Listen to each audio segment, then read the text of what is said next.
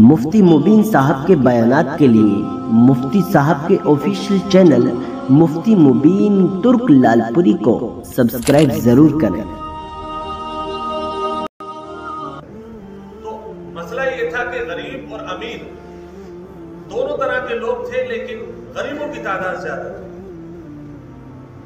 آپ علیہ السلام کے ذہن میں ممکن ہے یہ بات آئی ہو کہ بھئی ٹائم متعین کر لیا جائے کہ بھئی ہدایت کی اپنے آپ کو مالدار کو سمجھ رہے ہیں، لیکن آخرت میں جب بے ایمانی کے ساتھ پہنچیں گے تو انہیں سزا ملے گی۔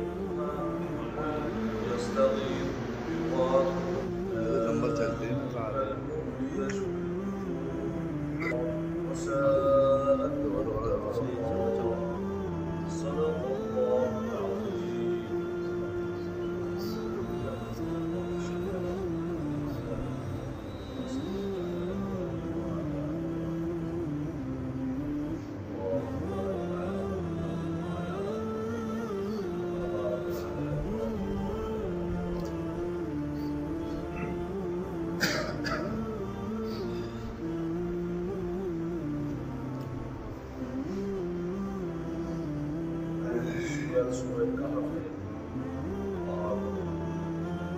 آج کے درس میں سب سے پہلی آیت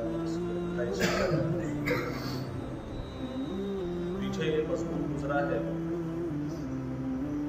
کہ اصحاب کہف کا مسئلہ ہے جو سوال کیا گیا ہے، اور اصحاب کہف کی تعداد کو زیادہ بحث کا ذریعہ نہ بنایا جائے، بلکہ ان لوگوں نے جو قربانیاں پیش کی اللہ کی خاطر ان کو سامنے رکھ کر کے اپنے آپ کو اللہ کے قریب کرنے کی کوشش کرنا چاہیے۔ اس کے بعد یہ بھی فرمایا اللہ تعالیٰ نے اپنے حبیب صلی اللہ علیہ وسلم سے کہ آپ ان تمام بحثوں کو چھوڑ کر کے اپنے رب کی کتاب جو آپ کی طرف وحی کی گئی ہے اس کو پڑھ کر کے لوگوں کو سنائیے، اس لیے کہ جو رب نے کہہ دیا وہ ہو کر کے رہے۔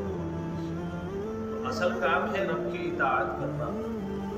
اصحاب کہف کی تعداد قابل بحث نہیں بلکہ قابل غور اللہ کے حکم ہے، جو احکامات اس نے دی اس پر عمل کرنا اور جن سے اللہ نے روکا ہے ان سے رک جانا، یہ اصل بات ہے۔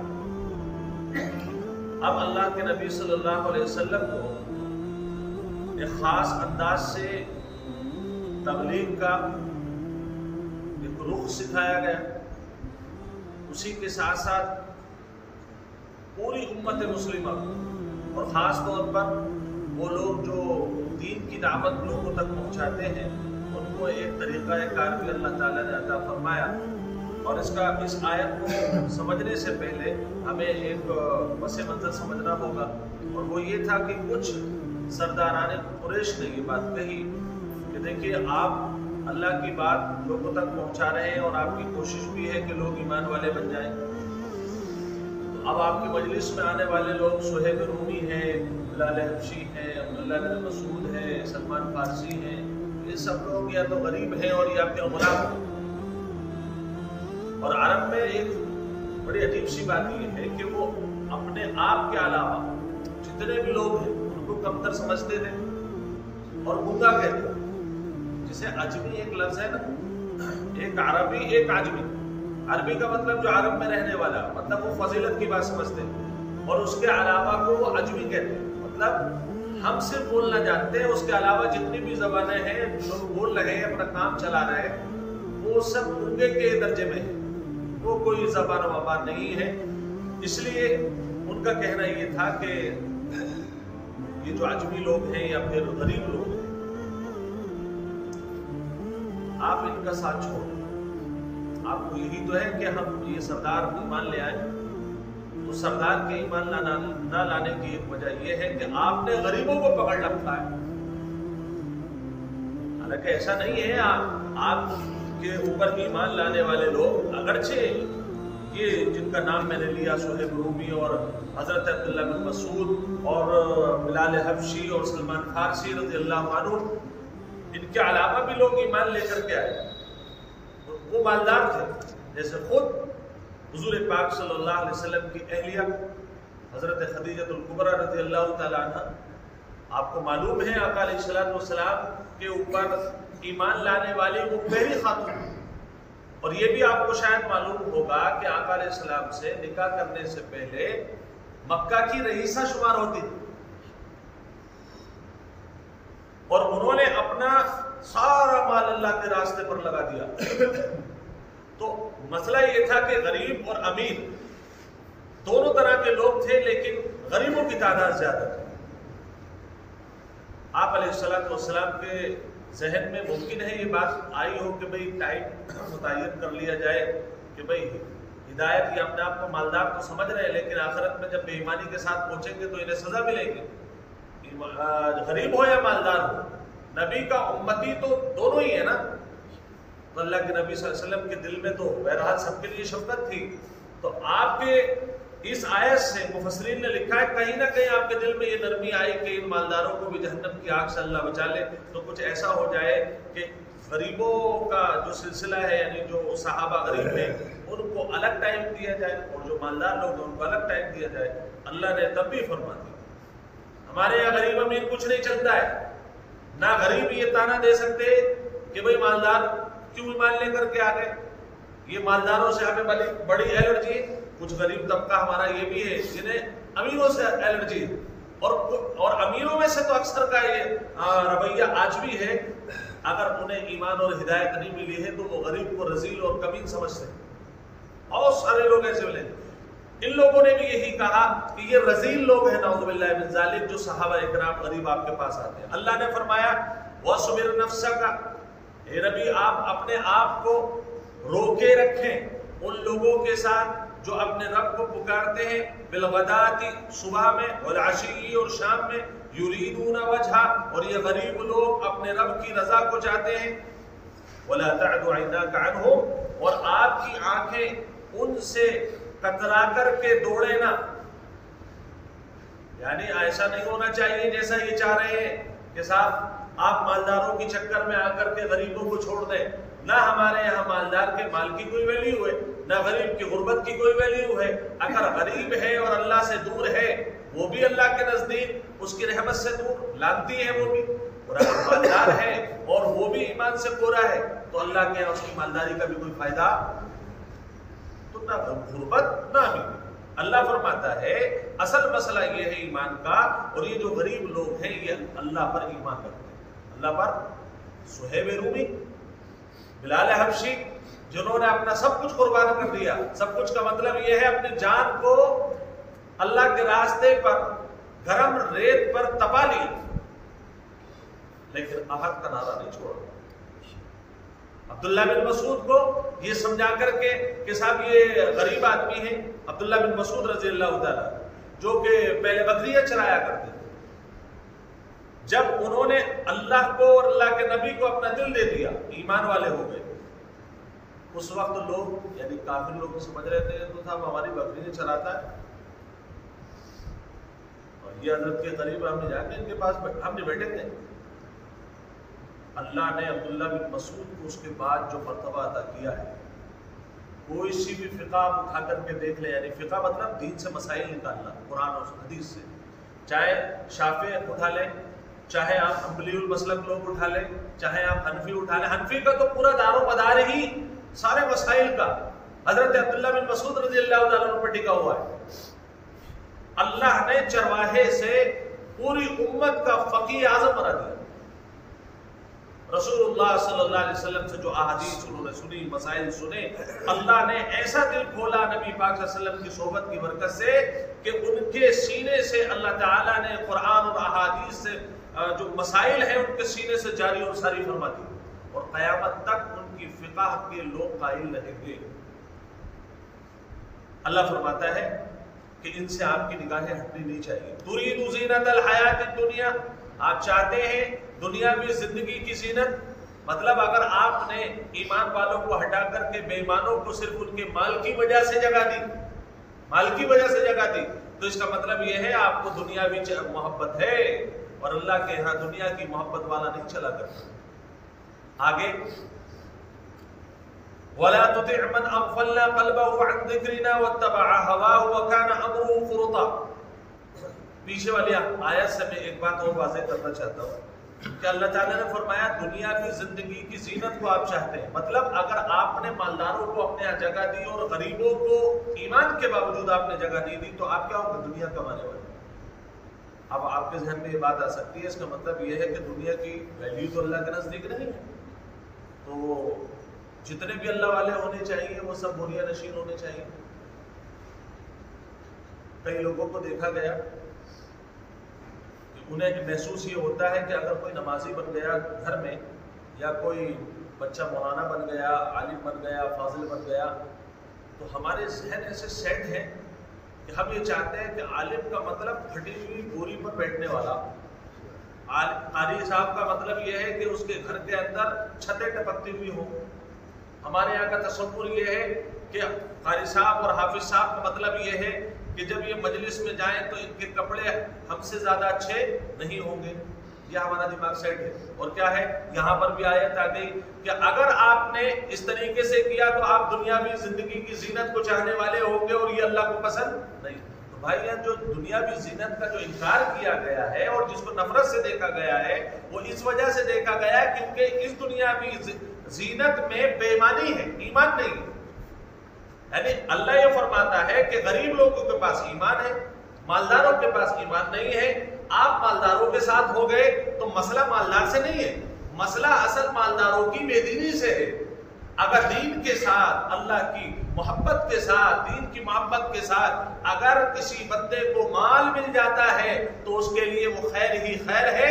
وجہ یہ ہے کہ جتنا زیادہ حلال کا مال اس کے پاس ہوگا اتنے زیادہ صدقات وہ کرے گا، اتنی زیادہ زکوٰۃ نکلے گی۔ بتائیے امت کے غریبوں کا اس مال سے فائدہ ہوگا یا نقصان ہوگا؟ فائدہ ہوگا نا۔ تو یہ تصور آپ نے کیسے کر لیا کہ گھر میں جس نے ٹوپی کرتا پاجامہ پہن لیا تو یہ ہے کہ اس کے پاس مال ہونا ہی نہیں چاہیے، اور اپنے آپ خواب دیکھ رہے ہیں کہ رینج روور میں ہم گھومیں گے، ہمارے پاس لیمبورگینی ہوگی، ہمارے پاس BMW ہوگی۔ بھائی یہ آپ کا حق نہیں ہے، ہر ایمان والے کا حق ہے، کیونکہ ایمان والا جب تک دنیا میں موجود ہے، حدیث اٹھا کر کے دیکھیں، تب تک دنیا چل رہی ہے، اور جس دن ایمان والے ختم ہو جائیں گے اسی دن اللہ تعالیٰ اس دنیا کو ختم کر دے گا۔ مقصد ہے ایمان کا ہونا۔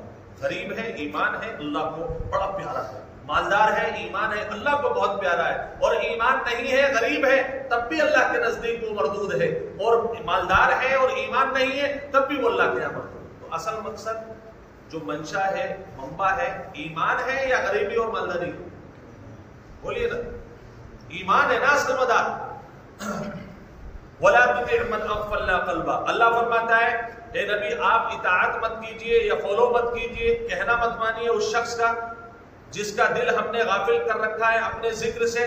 یہ آ گیا نا وہ مسئلہ، یعنی جن لوگوں کا دل اللہ کے ذکر سے غافل ہے، انہیں نہ فجر کا پتہ، نہ ظہر کا پتہ، نہ عصر کا پتہ، بس وہ اپنے کمانے میں لگے ہوئے ہیں۔ رکشہ والا رکشہ کھینچ رہا ہے، کارخانے دار کارخانے میں لگا ہوا ہے، کارٹن والا کارٹن بنا رہا ہے، جس کا جو مشغلہ ہے وہ کر رہا ہے۔ نماز کو کہہ دیا کسی اللہ والے نے، ساتھ میں نمازی آپ جیسے حضرات موجود ہیں، بھائی نماز پڑھ لو، تو آپ کو جواب کیا ملتا ہے؟ چلیں گے ابھی تھوڑا سا کام اور باقی رہ گیا۔ اور زیادہ آپ نے اگر فورس کر دیا، 2-3 بار کہہ دیا، بولے صاحب آپ کو نماز کی پڑھی ہے، میرے گھر کے اندر کھانے کو نہیں، جاہل ایسا بھی جواب دیتے ہیں۔ تو اللہ نے فرمایا کہ یہ جو مالدار بے ایمان لوگ ہیں ان کے دل تو دین سے غافل ہیں، لہٰذا آپ ان کی چکر میں نہ پڑے۔ آپ کو جو کہنا تھا وہ آپ نے کہہ دیا۔ وَاتَّبَعَ هَوَاهُ، اور انہوں نے تو اتباع کی ہے اپنے خواہش نفس کی۔ مطلب یہ ہے کہ ان مالداروں نے بے ایمانی، دیکھیں مالدار ہے، پیسہ ہے خوب، اور ایمان نہیں ہے۔ اب بتائیے اپنے پیسے سے وہ کیا کرے گا؟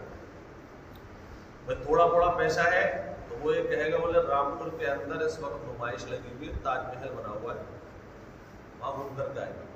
ابھی مراد آباد کے بھی کئی لوگ جا رہے ہیں گھومنے کے لیے، کوئی حرج، اگر ایمان کے ساتھ گئے، پردے کے ساتھ گئے، کوئی حرج کی بات نہیں۔ لیکن پیسہ ہے، نماز چھوڑی، زکوٰۃ چھوڑی، صدقات چھوڑے، نرم دلی چھوڑی، رحم دلی چھوڑی، رامپور جا رہے ہیں، نینی تال جا رہے ہیں، دلی جا رہے ہیں، جہاں جاؤ گے وبال لے کر کے جاؤ گے ساتھ، اور ایمان کے ساتھ گئے، وہاں جاتے ہی آپ نے دیکھا اذان ہو گئی، بھائی مسجد کدھر ہے، پہلے نماز پڑھی، اس کے بعد آپ وہاں تاج محل کو دیکھنے کے لیے گئے، آپ کو لگا یا بے پردگی ہے آپ وہاں سے اٹھ کر کے آ گئے. میں نہیں دیکھتا ایسا تاج محل جس کے اندر بے پردگی ہو یا جہاں میرے بچوں کی بے پردگی ہو. اللہ فرماتا ہے جب پیسہ آ جائے اور ایمان نہ ہو تو اپنے پیسے سے وہ حرام خوری ہی کرتا ہے, خواہشات نفس پر عمل کرتا ہے, ایسے ایسے کام کرتا ہے, نعوذ باللہ. اللہ نے جوڑا لگایا, میں بار بار کہتا ہوں, شادی کرانے کا کام یا نکاح کرانے کا کام کس کا ہے؟ جوڑا ملانے کا کام کس کا ہے؟ اللہ کا ہے نا. اس نے وہ خوشی دی, اس کے اندر وہ طوائف اپنا چاہ رہا ہے اپنے پیسے سے. تب اس کا مطلب کیا ہے؟ اس کا مطلب ایمان کی اس کے دل کے اندر جگہ نہیں ہے.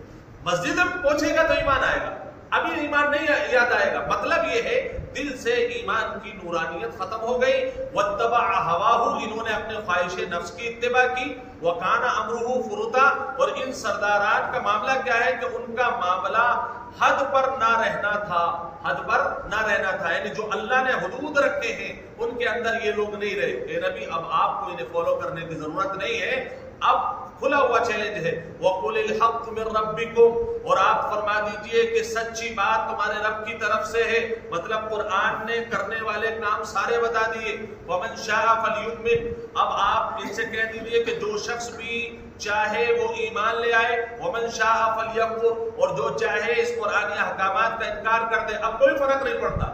آپ کا کام تھا لوگوں تک دین کی بات کو پہنچانا, قرآن کے احکامات کو پہنچانا. آپ نے بتا دیا, آپ نے کہہ دیا, چاہے وہ آپ کا بیٹا ہے, آپ کے خالو ہیں, آپ کے ماموں ہیں, آپ نے کہہ دیا ماموں یہ کام جو ہے وہ صحیح ہے اور یہ کام غلط ہے, بھائی یہ کام صحیح ہے یہ کام غلط ہے. ماننا ہے مان لے, نہیں ماننا جہنم میں جا, ہمیں اس سے کوئی مطلب نہیں. ہمارا کام منوانا نہیں, ہمارا کام کیا ہے؟ صرف بات کو پہنچا دینا, بات کو اچھے انداز سے. تو اللہ کے نبی صلی اللہ علیہ وسلم کو بالکل صریح الفاظ میں حکم ہو رہا ہے کہ آپ کا کام پہنچانا تھا, آپ نے کر دیا. اب سامنے والا ایمان لائے یا کفر کرے, یہ معاملہ اس کا اور اس کے رب کا ہے. اور یہ بھی ساتھ میں فرما دیجیے انا اعتدنا للظالمین نارا, اگر انکار کرو گے بلا شبہ ہم نے ظالموں کے لیے آگ کو تیار کر رکھا. اب اس آگ کا ذرا اندازہ لگائیے. میں اگلی آیت پڑھوں. احاط بہم سرادقها,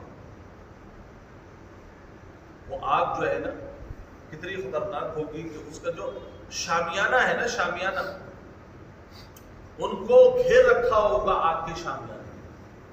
دیکھیے جب شادی ہوتی ہے تو پنڈال لگتے ہیں, شامیانے لگتے ہیں.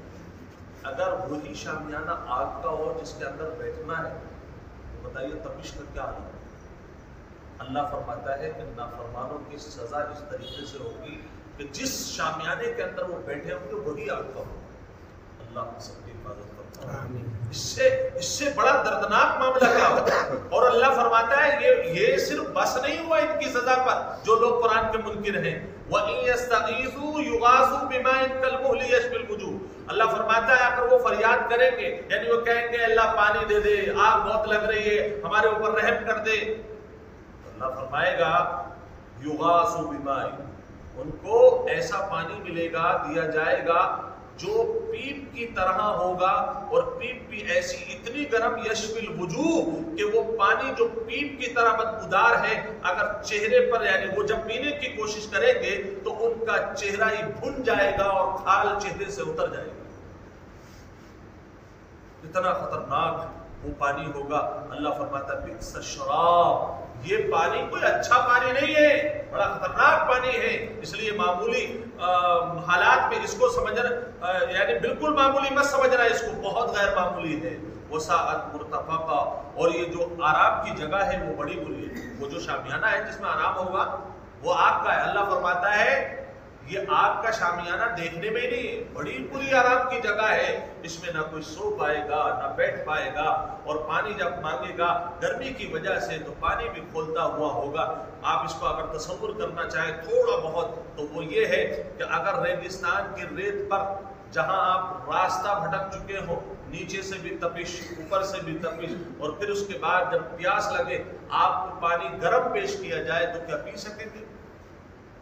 زیادہ گرم پانی تو ٹھنڈ میں بھی نہیں پیا جاتا, زیادہ گرم پانی ٹھنڈ میں نہیں پیا جاتا. وہ عالم کیا ہوگا کہ جس وقت ساری تمام جہتوں میں گرمی ہوگی اور پانی مانگنے پر گرم پانی دیا جائے, اور وہ بھی پانی نہیں, اللہ فرماتا ہے وہ پانی بھی گرم بھی ہوگا، اتنا بدبودار بھی ہوگا جیسے اس کے اندر پیپ ڈال رکھی ہے، جو خون اور مواد جو نکلتا ہے۔ تصور تو کر کے دیکھیں، اگر کسی کے بدن سے پیپ نکل رہی ہو، ہم اس جگہ پر بیٹھنا گوارا نہیں کرتے، اس کے ساتھ کھانا کھانا گوارا نہیں کرتے۔ کیوں؟ اس لیے کہ وہ ایک عجیب سی وہ کیفیت ہوتی ہے، اور جب کسی کو پینے کے لیے ایک پیالے میں وہی دے دیا جائے تو کیا آدمی اس کو برداشت کر سکتا ہے؟ اللہ فرماتا ہے دیکھو پہلے ہی بتا رہا ہوں، اگر تمہاری سمجھ میں آ رہی ہے تو بات ٹھیک ہے، نہیں سمجھ میں آئے تو تمہارا معاملہ آخرت میں دیکھا جائے۔ ان الذين امنوا وعملوا الصالحات انا لا نضيع اجر من احسن عملا۔ اب اللہ فرماتا ہے، اللہ سے سوال ہے، اے اللہ تو نے تو یہ مجرموں کے بات ہمیں بتا دی، اس کا حکم بتا دیا، اب اس پیپ سے کیسے بچیں گے؟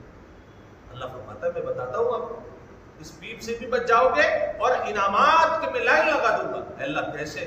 فرمایا بلا شبہ وہ لوگ جو ایمان لائے، نیک اعمال کیے۔ نیک اعمال دیکھیے کہنا جتنا آسان ہے، کرنا کبھی تو آسان ہوتا ہے، کبھی نہیں ہوتا ہے۔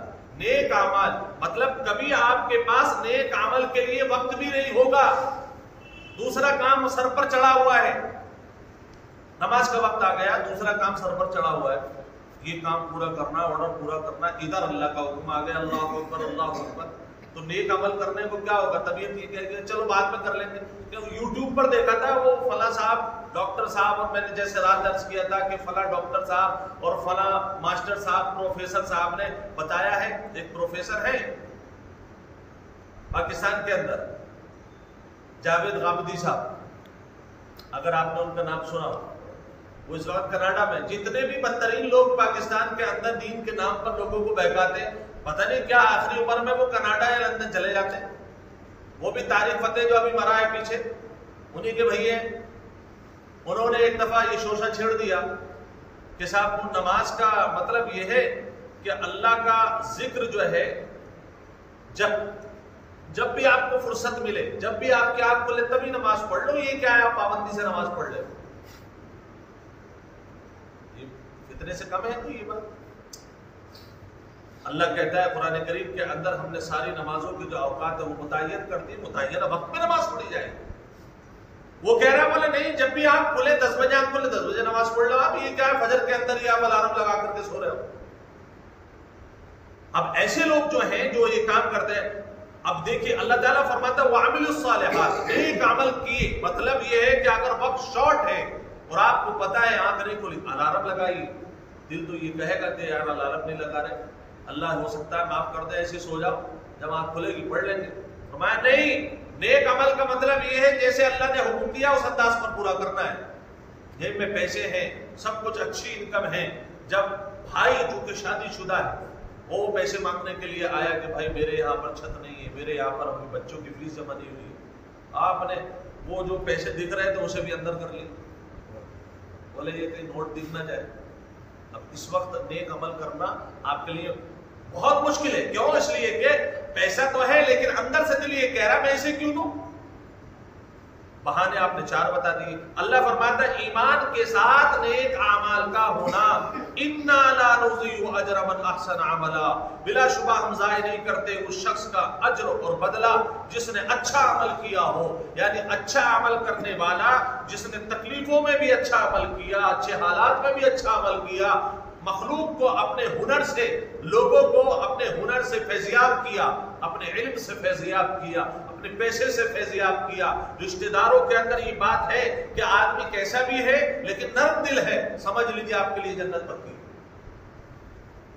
اللہ کے، میں آپ کو آخری بات عرض کروں کہ اللہ کے یہاں پر دو چیزیں، جیسے میں نے پچھلے جمعے میں عرض کیا تھا کہ حقوق کتنے قسم کے ہیں؟ 2 قسم کے، ایک اللہ کا حق اور دوسرا بندوں کا حق۔ اللہ کا حق اگر سارے حقوق کو 4 حصوں میں تقسیم کر دیں، میں نے ہدایہ کا آپ کو حوالہ دیا تھا، ہدایہ فقہ حنفی کی بہت معتبر کتاب ہے، اس کے اندر اگر آپ دیکھیں تو 4 جلدیں ہیں۔ ایک جلد میں حقوق اللہ، نماز، زکوٰۃ، حج، روزہ، اس طریقے کے ابواب قائم ہیں، نماز کیسے پڑھیں، طہارت کیسے کریں، وضو کیسے کریں، غسل کیسے کریں، اور اس کی بقیہ 3 جلدوں کے اندر اللہ بندوں کے حقوق ہیں۔ اس کا مطلب یہ ہوا کہ حقوق اللہ 1/4% اور حقوق العباد یعنی بندوں کے حقوق 3/4 ہے۔ یہ جو مسئلہ ہے نا بندوں کے حقوق کے ادا کرنے کا، اللہ کے حقوق میں تو ہماری امت کہیں نہ کہیں الحمدللہ میں سمجھتا ہوں کہ تقریباً 50% اللہ کے حقوق کو ادا کرنے کی کوشش کرتے ہیں، اور بقیہ 50% میں 40% جو بدعمل لوگ ہیں وہ بھی کہتے ہیں کہ یار غلطی ہو رہی ہے، ہمیں نماز پڑھنی چاہیے۔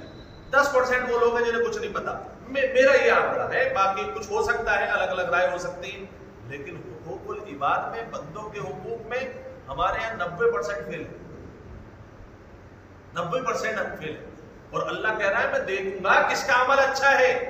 نماز کے ساتھ جو رشتہ داروں کا معاملہ ہے کہ تیز رشتہ دار کے ساتھ، بدتمیز زبان والے رشتہ دار کے ساتھ آپ کو کیسا ویوہار کرنا ہے، کس انداز پر جا کر کے آپ کو گرم ہونا ہے، کہاں آپ کو ٹھنڈا ہونا ہے، بندوں کے حقوق میں فیل ہے۔